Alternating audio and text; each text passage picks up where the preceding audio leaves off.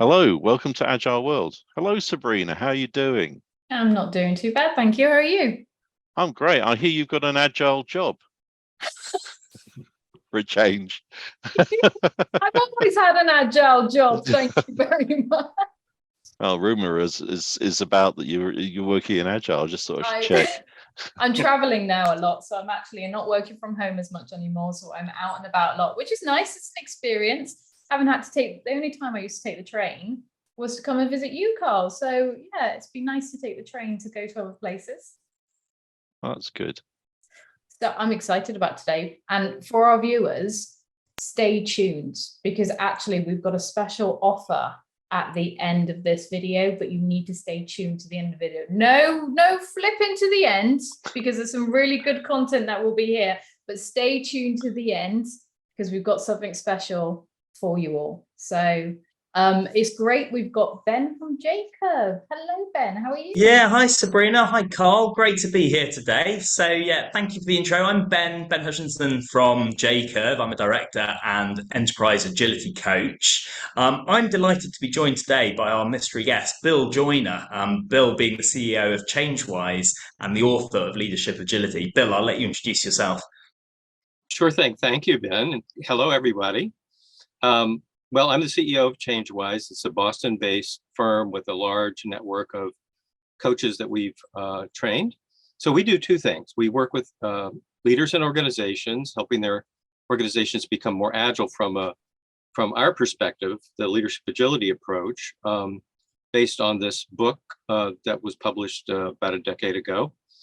And so we work with leaders and organizations, but also we train coaches, leadership coaches and agile coaches who work with leaders. We have a Leadership Agility 360 training that we do, and we also have something called Leadership Agility Coaching, which is a multi-month program. So I'll be speaking more about those later, but that's what we do. See, that's Cool. a little hint. Thank you. This is why you need to stay to the end of the call. So, Ben, do you want to remind us about the recent State of Agile culture report? Because I know that you within J-Curve, you had a large research piece that was carried out. Do you want to just give us a quick update on that? Yes, of course. So we were really fortunate actually to have 2,000 survey respondents to our State of Agile Culture report this year. So it really was a big global survey, the biggest of its kind as far as we're aware. So you can still download that. It's free and it's available online. Search State of Agile Culture report. One of the things we were really intrigued by is we partner with two organizations, the Agile Business Consortium, but also Truth Sayers. And Truth Sayers have got some really cool technology which actually susses out whether or not the responses given are genuine and the true beliefs of the people who are responding in that way. And the one question that came up as most commonly essentially associated with cognitive dissonance or a level of uncomfort from the person giving the answers was this question around empowerment. And so although 68% of people said they felt empowered by leaders, when you delve underneath the psychology of it and the response times, only 17% of those respondents really believed they felt empowered. So actually, if really and truly only 17% of people are feeling empowered by their leaders, something's going wrong there. There's not the level of leadership agility that we thought there should be. And in fact, we've got some further stats around, actually, do the leaders feel like they're empowering their teams? Do they feel agile in their behaviors? Again, huge disconnect. 72% of leaders saying, yes, we feel we are agile in our behaviors. But from the team's perceptions, only 36% of team members see that in their leaders. And this is pretty consistent globally. So we thought, okay, there's something here. What can we do to help those leaders with those first steps towards becoming much more agile in their behaviors? So, what steps did you actually take then? So in terms of our article, we said we wanted to put something out there which breaks this down and gives people a practical framework they can use in their day-to-day roles, some ideas around how, first of all, they can empower their teams and think about bringing others into making key decisions. So it's not all about them and them asserting their views on the organization. So we said, what practical steps can we use? And then also, how can we give them a bit of a framework around maturing overall in their careers and building towards that leadership agility? And off the back of that, in fact, we were drawn to Bill's framework as being a really practical, applicable framework that you can go, okay, I realize where I am now. I might currently be an expert manager, which is where a lot of people sit at the moment. How do I take those next steps towards becoming an achiever, but then ultimately, ideally, a catalyst leader, which is towards the holy grail of leadership agility. Not many people make it, though, and I'm sure Bill will tell us more about that. I have to admit, I'm completely ignorant in this matter. So, Bill, you created a leadership agility framework. Isn't that just agile leadership? Isn't it just the same thing? Is it just a rewrapping, or have you done something different with it? Well, the framework is based on 5 years of research into what differentiates highly agile leaders from not so agile leaders. And it takes a different, let's say, a more in-depth, more nuanced approach to agile leadership. So, the main thing I hear from Agilists, and I'd say about half of the coaches that come to our trainings are Agilists, is that, of course, leadership and leadership culture is essential to an agile transformation, which at one point in time wasn't well known. And then, of course, that you can't just tell people to do agile practices. They have to have, leaders have to have an agile mindset, sort of an experimental, try things out, reflect, keep working on it kind of mindset. And that's very consistent with my findings, but there's some more depth, I think, to the leadership agility approach. So, for example, rather than thinking of it as a leader is either agile or not agile, that there are actually 3 levels of leadership agility. And again, this isn't like just let's think of something that has 3 levels. This really emerged from the data and the research and some of the other frameworks that were integrated into this. So, for example, want to hear about these 3 levels that have been mentioned? Of course. Okay. So just quickly, I mean, the expert level, and this is about 55% of today's managers, is not very strategic, very tactical in their orientation, is aware that stakeholders are there and they're important, but doesn't really interact with them very much, doesn't do much to bring them into alignment with their change initiatives, tends to focus on one thing at a time, so one problem at a time, not really in its larger context, not really as it connects with other problems. Or in team leadership, we see experts focusing on one person, one direct report at a time, like kind of a supervisory, it's a hub and spoke, some people call that format. We've all seen it quite a lot, I think. That's the habitual team leadership approach of the expert leader. Expert leaders are interested in problem solving and improving their functional expertise. They tend to assume that leadership is about authority and expertise. And if you have those things, you can lead. If you don't have those things, you can't lead. And so this is totally, of course, diametrically opposed to Agile. These are the micromanagers. These are the people who have trouble empowering other people. And we have many, particularly at the middle levels, many expert leaders, right? All right, so what sets the achiever leader apart from the expert? They are strategic. They think in terms of the most important thing to them is to achieve the outcome, not just to do things the right way, but to get to the right result. And that makes them more agile, more flexible about how to get there than an expert would be. They're also very tuned in. They realize that leadership is really about motivating other people, about inspiring them, about challenging them, and that they can't succeed unless they get the buy-in of others, and that they need some basic level of empowerment in their team. They tend to, when they have team meetings, which they have pretty frequently, they want to have, they put issues on the table that are important strategic and operational issues for the group as a whole to tackle. So they're really creating a team that can solve problems together. And they are, one of the hallmarks of the achiever is that they have a really robust reflective capacity. So, so they do have the ability to step back and reflect on what they've just done and learn from it. They do have the ability to think, okay, I want to change this about my leadership behavior. Let me set an intention to do that and, follow through on that. So they're interested in not only getting better as an accountant or whatever their functional role is, but as leaders. So are these all the dimensions, and also are they good, bad dimensions, or are they transition dimensions?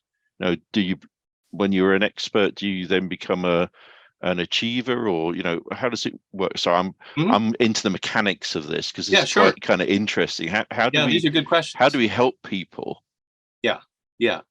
Well, tell you what. Let me say just something about the catalyst level, and then we can kind of another dimension. Sorry. Go into that. Yeah. There's a few dimensions here. So now catalyst leaders. So there's about 35% are achievers. That leaves 10% that are actually operating at the catalyst level, which is really the level that's the most aligned with the true spirit of Agile. And I think it explains a lot that these are the percentages, right? And so that's what when we go into organizations to try to transform them, this is kind of the profile that we tend to see. Now, catalyst leaders are not only strategic, and I should say that catalyst leaders need to make sure that all of the achiever things get done, that there are strategies, that outcomes are being achieved, et cetera. But they have a kind of a more zoomed out perspective. And what they're really trying to do fundamentally is to create an organization that can deal with any strategic challenge that might come along.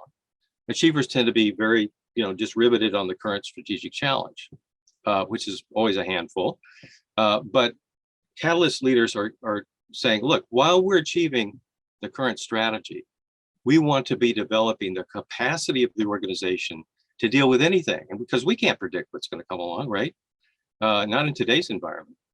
So that's a real fundamental aspect. Also in their, what I call stakeholder agility, their relationships with stakeholders, they are able to not only put themselves in their stakeholders' shoes, which is an achiever thing, but they really seek to understand, look, an achiever, it's like how I would feel in your shoes, right? Well, how I would feel in your shoes may not be how you are actually feeling in your shoes. So catalysts are interested in understanding that. They're interested in understanding the pressures that their stakeholders are under, so they can work at a deeper level of collaboration. They are about creating an empowering culture, not just delegating to different direct reports, but creating a whole culture of empowerment and participation and collaboration and straight talk, et cetera. And that is, so they're working simultaneously on achieving the current strategic objective and creating that kind of culture. And they do that by, the way they start is with themselves. They realize that, hey, if I'm not modeling this culture that I want to create, nothing's going to happen. So got to start there. And then I'm going to start with my direct leadership team. And before we announce anything about a big culture change, we're going to start learning how to be that culture. And that, of course, makes them more coherent, more able to lead change. And then people will see they're for real.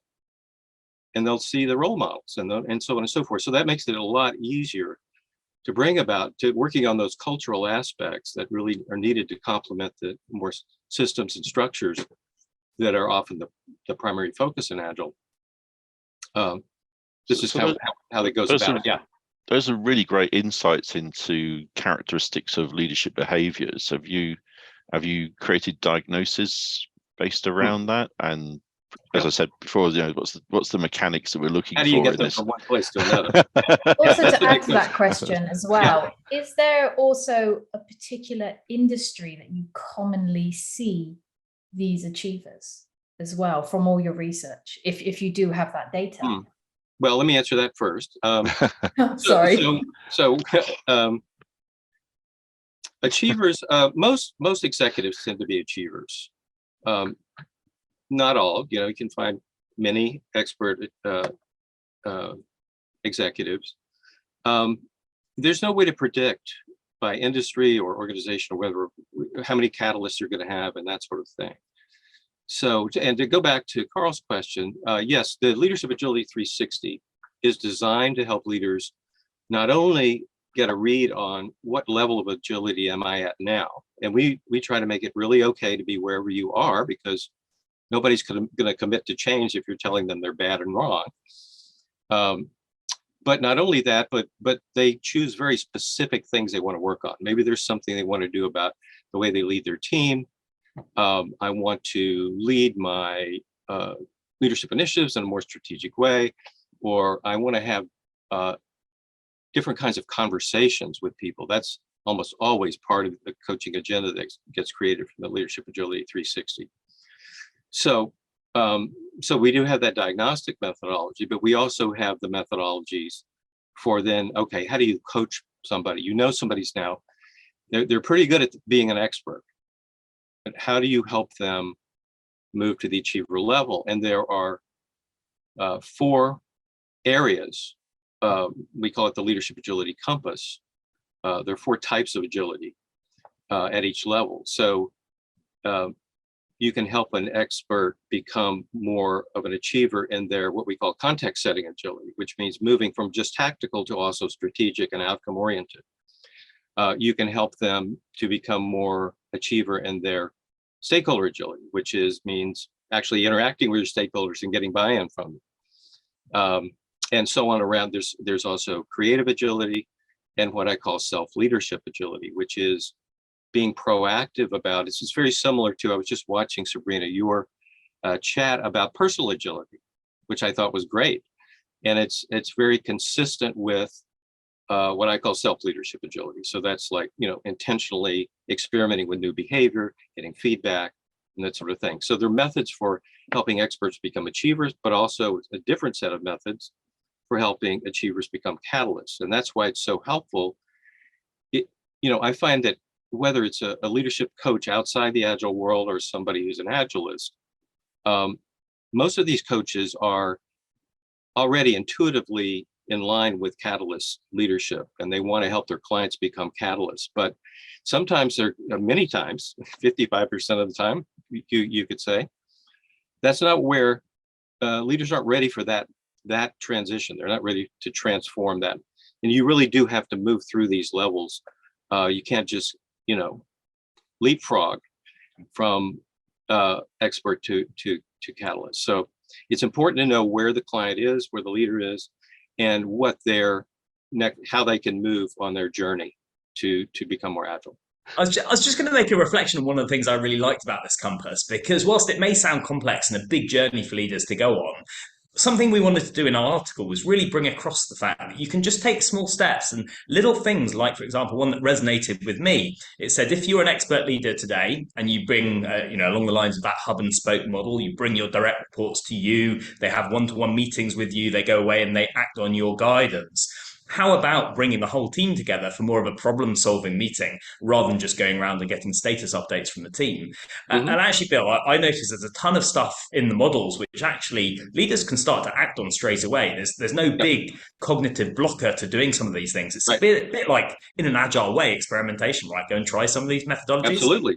It is actually absolutely that. I mean, one thing that leaders can do who are interested, I guess, whether you're a coach and you're thinking about the leaders you work with, or whether you're a leader yourself, the Leadership Agility book is written so that you can sort of self-diagnose where you are in your level of agility. It's got lots of stories in it, and about leading and leading change, leading teams, and what we call pivotal conversations. So you can sort of find, okay, so it's a good question to ask yourself as you're reading through it is, what do I identify with the most, and what sort of inspires me? What would I like to be more like? And even if you just pick one thing you want to change, if you do it in this sort of personal leadership, personal agility way, I call these self-leadership sprints. So let's say you get really clear about a behavior you want to change. We also recommend thinking about what's a mindset that I can adopt that will make it sort of easy, no-brainer for me to do this, right? What are the primary situations where I want to practice this? And how am I going to remind myself to do this? You know, it's just a couple of simple questions, but getting really clear and getting them down in writing for yourself can be very helpful. And then, as Sabina talked about in her chat, to retrospect, you know, you can do that every Monday. You can sort of pull out your intentions. You say, where are my opportunities this week? You can then at the end of the week, you can step back and you can say, okay, what were my successes? Where did I see myself actually making these changes? And where did what do I feel like I didn't do that I wanted to do? And what do I want to do next week? And that sort of thing. So we find that whether you're working with a coach, we recommend that coaches do this with their clients, but also if you're just trying to grab some of this material on your own as a leader, that gives you some structure that can actually help you sustain, because this is about practicing. This is not about turning a switch off and on.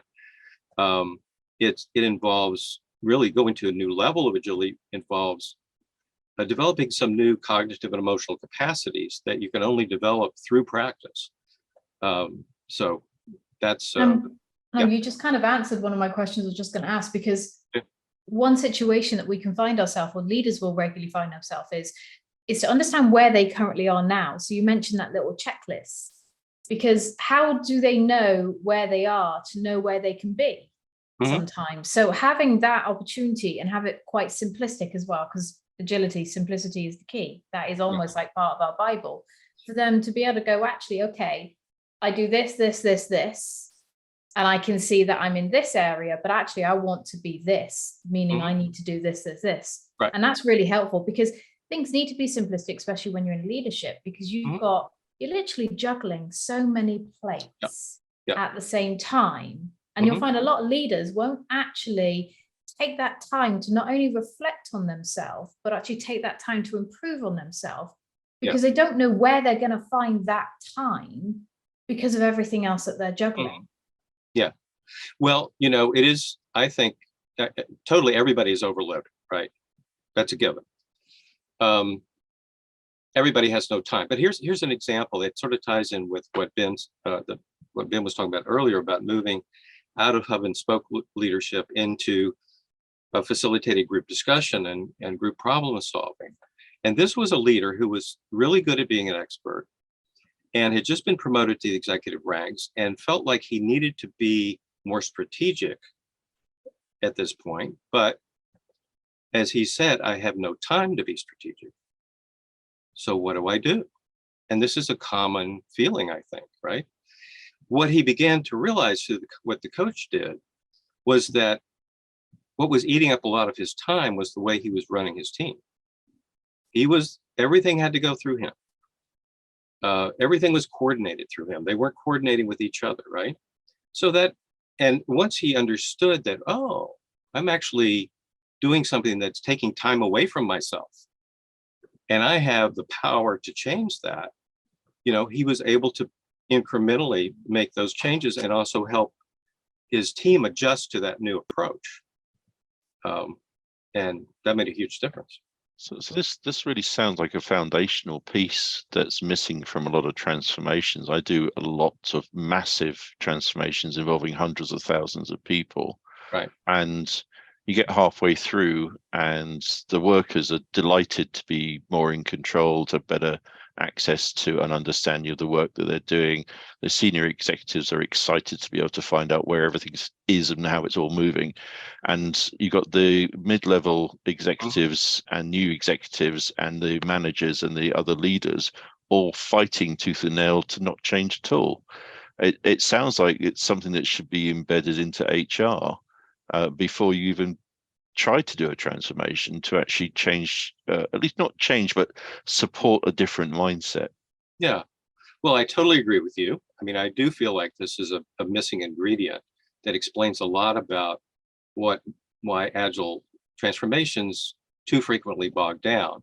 Yeah, I think it can be done simultaneously with, you know, the usual Agile transformation things. And so I think it's good for senior leaders to, you know, they have to understand Agile.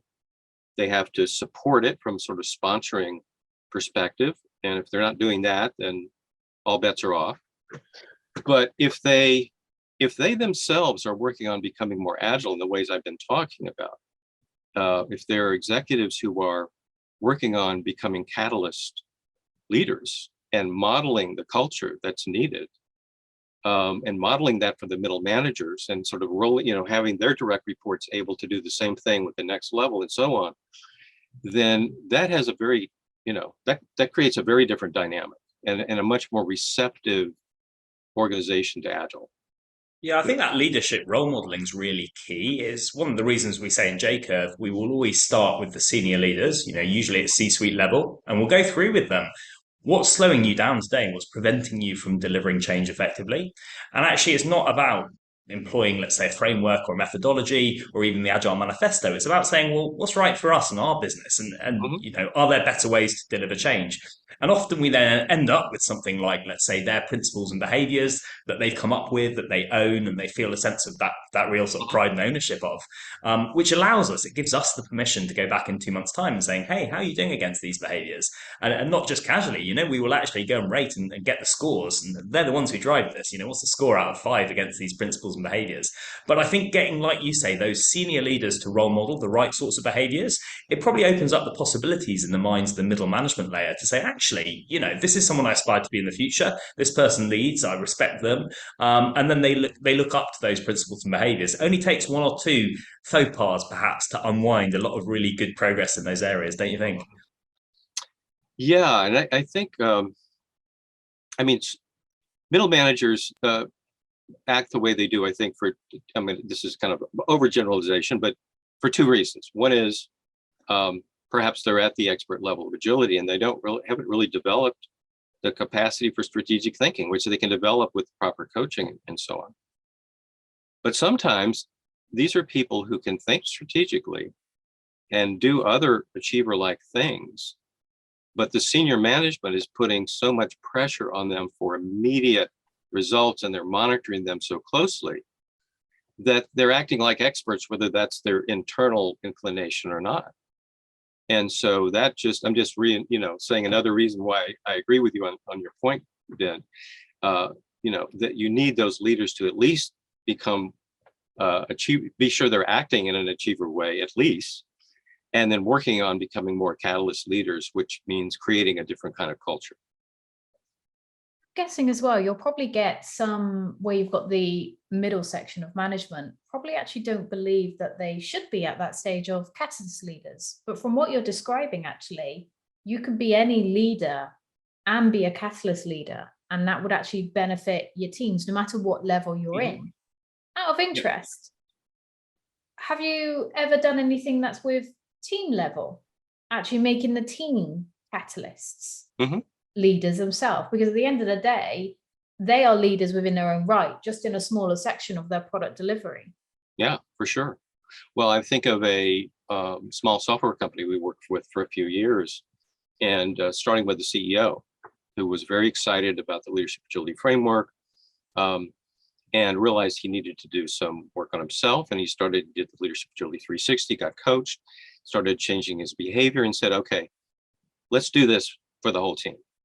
And people were, because he was modeling this interest in learning and developing as a leader, they it was infectious, and they all got involved in the process. And long story short, we had a team of leaders that could operate at the catalyst level.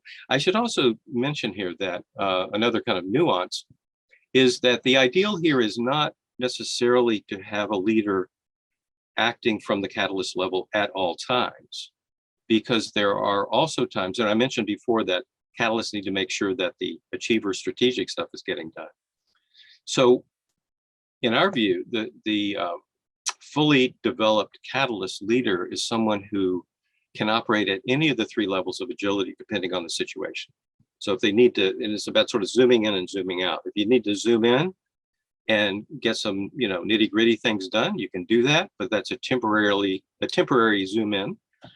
If you need to do something strategic, you can do that. If you need to do something that's about building the capacity of the organization, you can do that.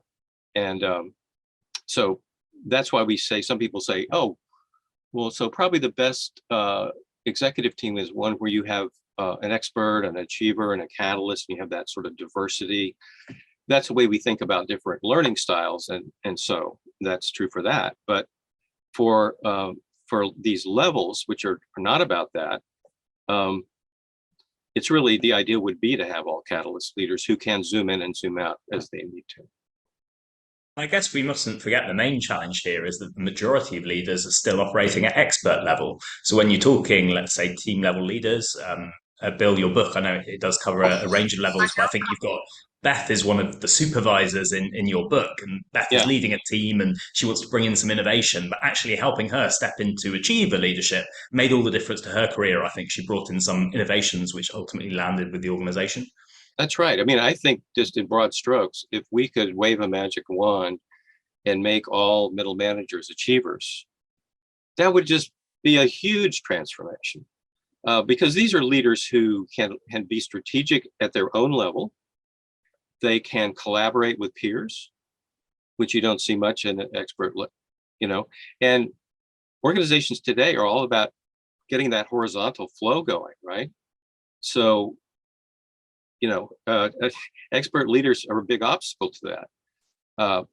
But if you can really make that shift to achiever, and if you can help your middle managers become more like achievers and your executives become more like catalysts, then I think you've really got something. So we've only got a few minutes left. So is anything that anybody wants to add before we actually end the call, and before we also not forget? I want to know what the freebie is. Yeah, with the freebie. Do we have anything else we want? Anything else we want to add before we find out the freebie? I think I might just add one observation. So a lot of organizations think they might have cracked the whole agility thing. Now people are working from home a bit more post-COVID. In fact, we see it in the survey results that a lot of organizations are more agile or displaying more business agility perhaps than they did pre-COVID. And a lot of people think, great, job done. What we're actually seeing is a lot of people reverting in their leadership behaviors, and actually those managers reverting back to maybe safe old ways that feel comfortable. They don't necessarily know they can still be just as effective or more effective by employing new models of leadership. So actually, I think all of us as leaders, or all of us working and coaching leaders, have a sort of call here to go out and try and experiment with helping to coach or land this message with very well-meaning leaders quite often who are relying on their old methods of expert leadership. I think we all have that duty to really live and breathe the values of Agile and not think that the job is done just because we might be working more remotely or just because our organization has become more agile. It really is about making that individual transition as well. I'm so glad you brought that up, because I've actually personally myself, when I'm out and about and working with clients and customers, I am seeing the same behavior. Everyone's reverting back. And if you think about it, in one sense, everyone's thinking COVID, that was around about 2-3 years that we had to change. But is it long enough to actually completely change the behavior? So I'm so glad that you added that. Bill, have you got anything you want to add? Well, yeah, my thought about what you're saying, Ben, is just how important it is that each leader understand what is in it for them to make these kind of changes. If it's just, oh, you need to empower those other people, and the middle managers aren't feeling very empowered themselves, what's really my incentive here? But if I'm thinking about leadership agility as something that's going to help me with my peers, with my boss, with changes I'm trying to make at my level of the organization, whether they're agile or not, then it's like, and I can see how, oh, yeah, like last time we tried to change that thing and we didn't get our stakeholders involved because we didn't have enough time to involve them. It blew up in our face and we wound up losing even more time than if we had involved them in the first place. So it's actually in my interest to take some time. It's going to save me time to involve these stakeholders in what I'm doing. So, and I've found that people can change pretty quickly. Like I'm thinking of a recent project with an AI group, and a few of the people in that group, a few of the leaders were operating in a very expert way. The tendency was to say, okay, there's a problem in my area of expertise. I'm going to define it, solve it, present it to others and sell it. And of course, that often doesn't go too well. But through the feedback they got, and I think that's why 360 feedback can be so important, because it can be so motivating. It's like, oh, the people around me are seeing that I could be doing this and it would be better. We're able to sort of immediately shift to an approach that was, okay, I see an issue that needs to be addressed. Who are the key stakeholders I need to convene to solve this? I can sort of try to frame it up and then get some more input, but shifted to convening groups of people to solve problems that are really cross-functional, as most problems are these days. And in this one example, it was somebody was creating a diversity and inclusion program. And once he took this approach, people higher up in the organization wound up saying, well, this was the most effective program like this we've ever had in the company. And I think it had a lot to do with him shifting from an expert to an achiever approach. Right, we can't keep them waiting any longer. What's the freebie? No, really, really good. This is actually, I really enjoyed it was excellent. So you've got something you want to actually share. So we'll give you time. Yeah, so shall I put the slides up? Should we do jazz hands while it's coming?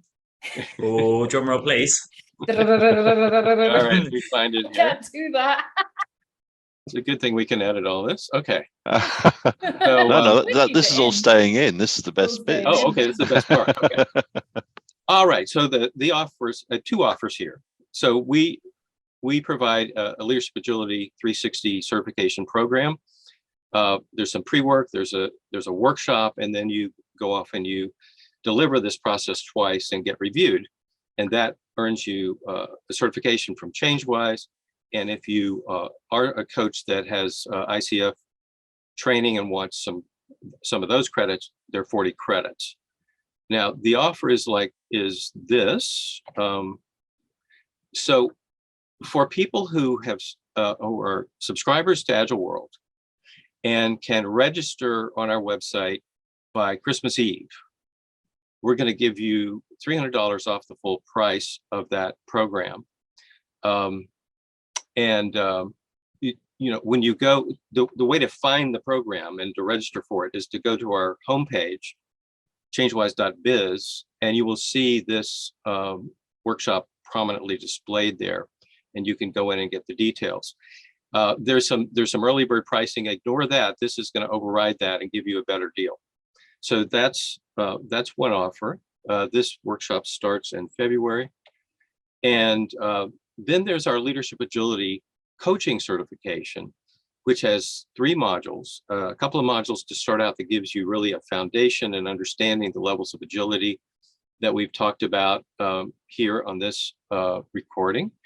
And then there's a substantial, what we call methods module. And this is where you learn very specific methods that we have discovered that work to help experts become achievers and achievers become catalysts in each of these 4 areas we talked about: context setting, stakeholder, creative, and self-leadership agility. And then we have a coaching clinic that's as long as the coaching module. This is a multi-month, like 3.5-month program, where you bring actual coaching challenges that you have, and you get coaching from us, my partner Deborah Weinstone and I, plus all the other coaches. And you get also the 40 credits from ICF if you want them, and a certification from us. I should say both of these programs attract a really interesting international audience and a mix of Agilists and just straight on leadership coaches. The offer here is a $500 off for registration by Christmas Eve. This is also prominently displayed on our homepage, changewise.biz. So you can find out the details here. And as I said before, this offer overrides any early birds you will see on that and the webpage you'll wind up going to. I mean, that's a surprise. When we were having a pre-talk before we started recording, I'm sure you only said 1, so I'm even more surprised that you've actually brought 2. So it's not just 1; it's 2 offers that you're providing all our Agile World.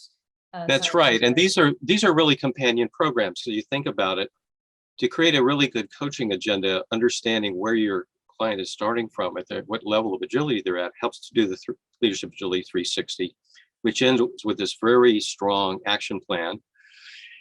And then if you've done that, it's like, well, how are you going to now coach them to the next level? And you've got a lot of, the coaches we train are really good coaches. They've got a big coaching repertoire, but they don't necessarily have the methods to specifically help experts become achievers and achievers become catalysts. So we actually have we offer a $200 extra bonus if you sign up for both of these at once, because we think that these mesh together so well. Perfect. Well, thank you ever so much. Thank you very much, Ben, and thank you, Bill, for your time. Especially thank you for the offer as well. Grab your slots, everybody. Thank you very much. Thanks. Thank you, Bye. Sabrina. Thank you, Carl. Thanks, Bill. It's been a pleasure. Thanks, everyone.